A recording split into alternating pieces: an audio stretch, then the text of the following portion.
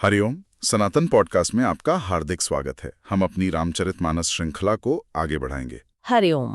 पिछली बार हमने जहां चर्चा छोड़ी थी वो एक बहुत ही तनावपूर्ण क्षण था। सती जी अपने पिता दक्ष के यज्ञ में पहुंच चुकी हैं जी और वहां उन्होंने अपने पति भगवान शिव का घोर अपमान देखा। बिल्कुल। और आज हम उसी बिंदु से आगे बढ़ेंगे जहां सती जी का जो दुख था, जो क्रोध था, वो एक धर्मनिष्ठा का रूप लेता है। हाँ, मतलब अब वो केवल एक दुखी पुत्री या पत्नी नहीं है। नहीं, बिल्कुल नहीं। अब वो जगदम्बा के स्वरूप में है। ये प्रसंग देखिए केवल एक पारिवारिक कलह नहीं है, ये तो ब्रह्मांडीय सिद्धांतों का टकराव है। सही कहा। तो जब सती जी ने ये देखा कि उनके पति का यज्ञ में कोई भाग नहीं, उनके पिता ही उनका अपमान कर रहे हैं, तो उनका हृदय जाहिर है शोक से भर गया।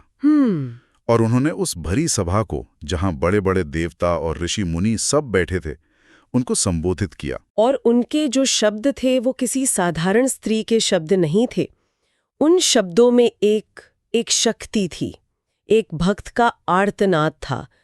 वो वहां बैठे हर व्यक्ति को मतलब एक तरह से आईना दिखा रही थी। उन्होंने कहा कि जिसने भी यहाँ भगवान शंकर की निंदा की है या सुनी है, उसे उसका फल तुरंत मिलेगा। इस तुरंत शब्द पर मैं थोड़ा ध्यान देना चाहता हूँ। जी। हम तो सुनते हैं कि कर्म का फल तो समय आने पर मिलता है जी। या तुरंत का क्या अर्थ है? ये बहुत ही गूढ़ प्रश्न है। देखिए, कर्म का सिद्धांत तो अटल है, पर हर कर्म की अपनी एक कह सकते हैं तीव्रता होती है। अच्छा। कुछ कर्म बीज जैसे होते हैं, आप बोते हैं वो धीरे धीरे वृक्ष बनते हैं, फिर फल देते हैं। पर कुछ कर्म वो जलते हुए अंगारे की तरह होते हैं, जिनका प्रभाव तत्काल होता है। बिल्कुल। भगवन निंदा, और वो भी किसी ऐसे व्यक्ति की जो जगत का हितैषी हो, वो उसी दूसरी श्रेणी का कर्म है। उसका परिणाम आपको तुरंत ही भोगना पड़ता है। मतलब ये पाप इतना भीषण है बिल्कुल कि प्रकृति भी इसका परिणाम देने में देर नहीं करती। यथार्थ में सती जी यही तो कह रही थीं कि इस अधर्म का फल देखने के लिए अगले जन्म की प्रतीक्षा नहीं करनी पड़ेगी। फल यहीं मिलेगा, इसी यज्ञ मंडप में। और ये कोई श्राप नहीं था। नहीं, ये श्राप नहीं था। ये तो कर्म के नियम का एक तरह से उद्घाटन था। उन्होंने ये भी कहा कि मेरे पिता दक्ष भी इसके लिए भली भांति पछताएंगे। एक तरह की भविष्यवाणी। हाँ, ये आदिशक्ति की भविष्यवाणी थी जो काल के पार देख सकती हैं। और इसके बाद वो धर्म की एक बहुत बड़ी मर्यादा स्थापित करती हैं। कहती हैं कि जहां संत शिव और विष्णु की निंदा हो, वहां रुकना भी नहीं चाहिए। और ये सिद्धांत आज के समय में भी देखिए कितना प्रासंगिक है। हाँ। हम अक्सर सोचते हैं कि भाई हम तो कुछ गलत कह नहीं रहे, तो हम पाप के भागी कैसे हुए? पर सती जी समझा रही हैं कि अधर्म को बस निष्क्रिय होकर सुनना, वो भी अधर्म को एक मौन स्वीकृति देने जैसा है। जब आप चुप रहते हैं तो आप उस विष को अपने अंदर आने की अनुमति दे रहे हैं। बिल्कुल, वो आपकी आत्मा को मैला करता है। उन्होंने इसके लिए 2 रास्ते भी सुझाए। पहला रास्ता तो आज के समय में थोड़ा कठोर लग सकता है जी, कि यदि वश चले तो निंदा करने वाले की जीभ काट लेनी चाहिए। इसका क्या अर्थ समझे? आपका प्रश्न बहुत स्वाभाविक है। देखिए, इन ग्रंथों को उनके शाब्दिक अर्थ के साथ साथ उनके प्रतीकात्मक अर्थ में भी समझना बहुत जरूरी है। जीभ काट लेने का मतलब सिर्फ भौतिक हिंसा नहीं है। इसका गहरा अर्थ है कि अधर्म को उसके स्रोत पर ही रोक दो, मतलब उसका खंडन करो। हाँ, अगर आप में ज्ञान है, तर्क है, सामर्थ्य है, तो उस असत्य का खंडन कीजिए। अपनी वाणी की शक्ति से उस निंदा को परास्त कीजिए, ताकि वो और फैले ही नहीं। और अगर किसी में इतना सामर्थ्य ना हो तो हर कोई तो वाद विवाद नहीं कर सकता। उसी के लिए उन्होंने दूसरा और हम सब के लिए ज्यादा व्यवहारिक विकल्प दिया कि कान बंद करके वहां से तुरंत भाग जाना चाहिए। जी, इसका सीधा सा अर्थ है कि अगर आप प्रतिकार नहीं कर सकते तो उस वातावरण का हिस्सा मत बनिए, उस जगह को, उस संगति को त्याग दीजिए। ये अपनी चेतना की रक्षा करने जैसा है। बिल्कुल। अपनी श्रद्धा की रक्षा कीजिए। अपनी आध्यात्मिक पवित्रता को बचाने के लिए एक कह सकते हैं सामरिक वापसी है। उस जहरीले माहौल से हट जाना ही समझदारी है। ये बहुत ही व्यवहारिक मार्गदर्शन है।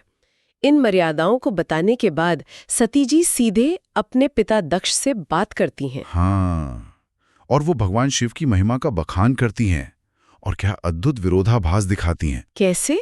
एक तरफ दक्ष का अहंकार है जो शिव को सिर्फ एक शमशानवासी अमंगल वेशधारी समझ रहा है, और दूसरी तरफ सती जी का ज्ञान है जो शिव के असली स्वरूप को देख रहा है। वो कहती हैं जगदात्मा, मतलब जो पूरे जगत की आत्मा है, कण कण में बसे हैं। जगत जनक, जो इस पूरी सृष्टि के पिता हैं, सबके हितकारी, जिनका कोई अपना स्वार्थ नहीं, जो सिर्फ मंगल चाहते हैं। वो दक्ष को एक तरह से बता रही हैं कि तुम जिसे अपना शत्रु मान रहे हो, वो तो इस पूरे ब्रह्मांड का आधार है। तुम्हारी बुद्धि कितनी छोटी है। बिल्कुल। और इसी के बाद वो उस बात पर आती हैं जो उनके लिए सबसे ज्यादा पीड़ादायक है। क्या? वो कहती हैं कि मेरे इस मंद बुद्धि पिता ने ऐसे परम हितैषी शिव की निंदा की और मेरा ये शरीर उन्हीं के वीर से जन्मा है। इस एक पंक्ति में भक्ति के पराकाष्ठा और आत्मग्लानि का पूरा सागर छिपा हुआ है। ये कल्पना करना भी कठिन है। मतलब उन्हें अपने अस्तित्व से ही घृणा होने लगी। यही तो, ये भक्ति की वो अवस्था है जहाँ भक्त के लिए भगवान का सम्मान अपने प्राणों से भी बढ़कर हो जाता है। उन्हें लगा कि ये देह ही अपवित्र हो चुकी है। हाँ, ये उस निंदक का अंश है। अब मैं इस देह को लेकर अपने पति के पास किस मुंह से जाऊंगी? ये उनके लिए एक असहनीय बोझ बन गया था। और इसी असहनीय बोझ से मुक्ति पाने के लिए वो अंतिम निर्णय लेती हैं। जी।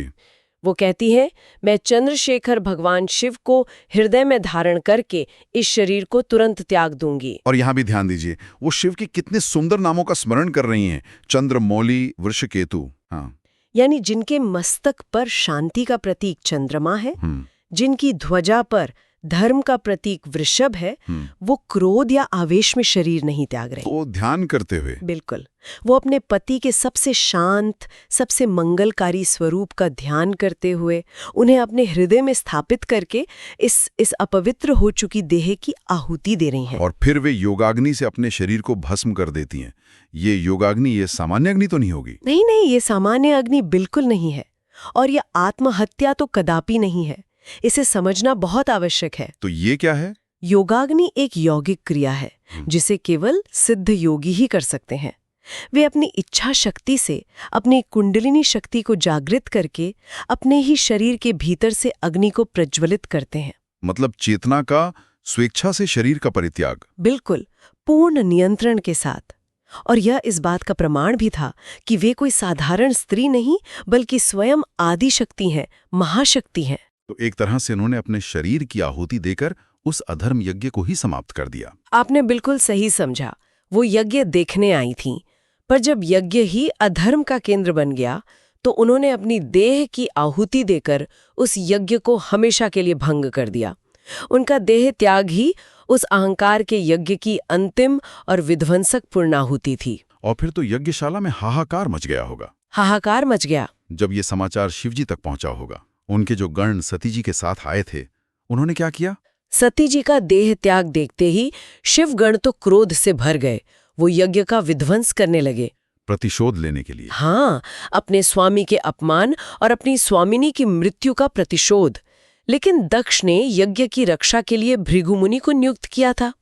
उन्होंने अपने मंत्र बल से शिवगणों को परास्त कर दिया। लेकिन ये तो केवल शुरुआत थी। असली प्रलय तो तब आया होगा जब ये खबर कैलाश पहुंची होगी। जब दूतों ने जाकर शिवजी को ये समाचार सुनाया तो क्षण भर के लिए तो वे समाधिस्थ ही रह गए।